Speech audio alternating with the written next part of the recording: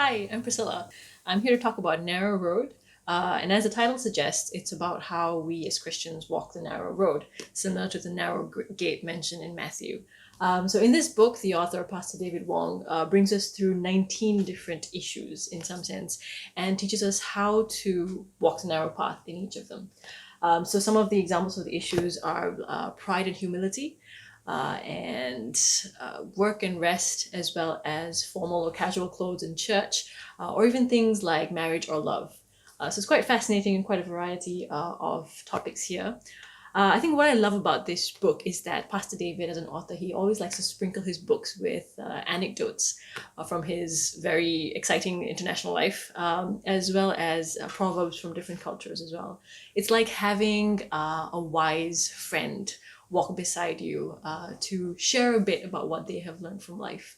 I think it's a great book, not just for young people like me, but for people who are older than me as well, because I think sometimes there is a gap between the older generation and the younger. In some sense, this book, as it does for every issue, brings us to the narrow road, brings us to a point, a central point.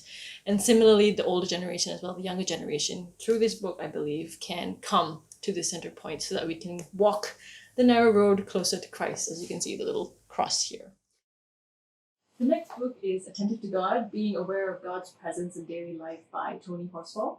Tony is now based in the UK, but he comes to Singapore to do retreats. And this is also the first book that we published this year. In it, there are 5 sections. Each one takes us through the life of one of a biblical character like Jacob, Moses, and Jeremiah.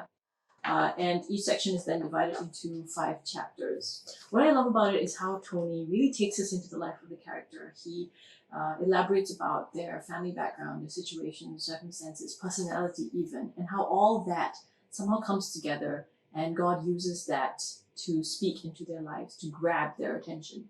And as we walk through their lives in the Bible, Tony invites us to contemplate about our life and how we then can be more attentive to God. Um, it's great because there are reflection questions at the end of every chapter, and at the end of every section, there are also spiritual practices that we can use, which I found incredibly helpful. So it's a great book for personal devotions and even for group sessions, like with your small group if you want something more reflective. I definitely recommend this.